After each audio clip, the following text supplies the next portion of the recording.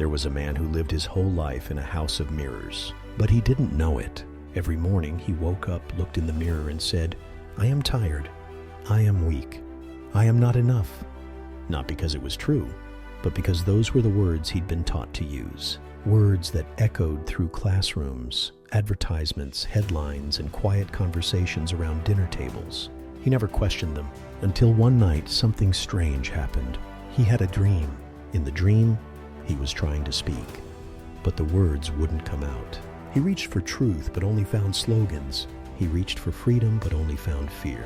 He woke up in a sweat, heart racing, and for the first time he asked, "What if the words I use aren't mine?" From the moment we're born, we're taught to speak, but rarely are we taught to think about how we speak. Language arrives before thought, before memory, before self-awareness, and with language comes framing. What you call something becomes what it is to you. Call it failure and it hurts. Call it learning and it frees you.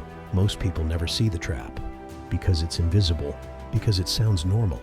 But normal is just a spell that got repeated enough times. The man started noticing things. He used to say, "I am depressed," but now he asked, why did he merge his identity with a feeling? Why not say, "There is sadness moving through me"? He used to say, "I am lost." Now he tried, "I'm between chapters." Subtle shift, radical effect. Words weren't just labels, they were maps, and maps create reality. He began reading philosophy, neuroscience, ancient texts. In Egypt, he learned the god of writing, Thoth, was also the god of magic. Coincidence? In Sanskrit, mantra means instrument of thought.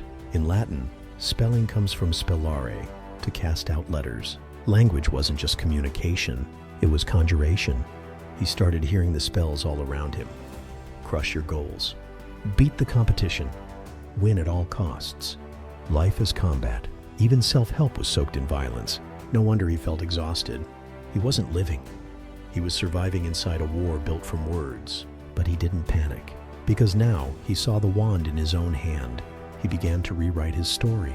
Instead of saying, "I'm anxious," he'd say, "My mind is dancing with uncertainty today."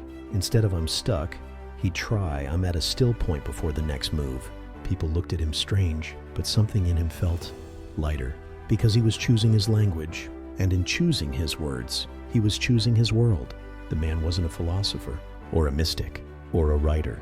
He was just someone who got tired of living in a house of mirrors and started breaking them, one sentence at a time. He stopped speaking to fit in. He started speaking to wake up, and maybe that's where you are now. Maybe you've felt the friction between what you say and what you mean, between what you feel and what you're allowed to express. Maybe you're starting to see the edges of the spell. If so, you're not broken, you're awakening.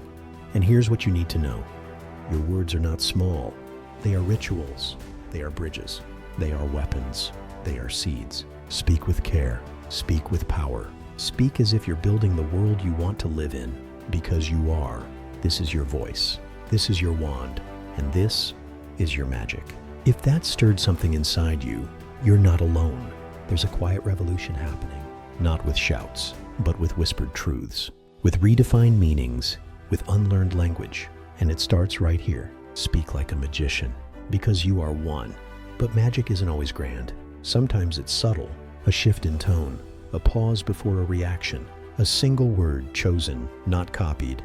And this is where the real transformation begins. Not in front of crowds, not on stages or social feeds, but in the quiet moments when you're alone with your thoughts, when the old story tries to play again, when the familiar voice says, "You can't," and instead of agreeing, you edit the script. You reply, "Maybe I can. Maybe I already am. Maybe that voice isn't even mine." This is the sacred work, to become the author of your own internal dialogue, to break the loops, to write new ones. Because here's the deeper truth. We don't just use language, we're shaped by it. Every phrase you absorb becomes part of your mental architecture. Every metaphor you repeat carves grooves in your nervous system. Say something often enough, and it becomes a belief. A belief becomes a pattern becomes a life. So when you change your language, you're not just changing your mind, you're changing your destiny. And this is why silence matters too. Because between the words, beneath the noise, is a place where true language is born, not borrowed, not echoed, but emerged. From stillness, from depth, from the self that exists before description. You don't have to say much. You just have to say what's true. Not what sells, not what pleases, not what they told you to say, but what vibrates in your bones like recognition. What feels ancient and alive and real, even if your voice shakes, even if no one claps. Say it, because when you do, something changes. In you, in them, in the world. And that's the point. Not to win debates, not to impress crowds, but to wake up the language inside you, the one that remembers, the one that heals, the one that creates. So the next time you speak, do it with reverence, do it with clarity, do it like you're casting light into the dark, because you are, and someone, somewhere, might just hear your words and finally remember their own. If this made you pause, if you're drawn to deeper truths and quiet strength, then you're in the right place. Like, subscribe, and keep exploring with us. See you in the next one.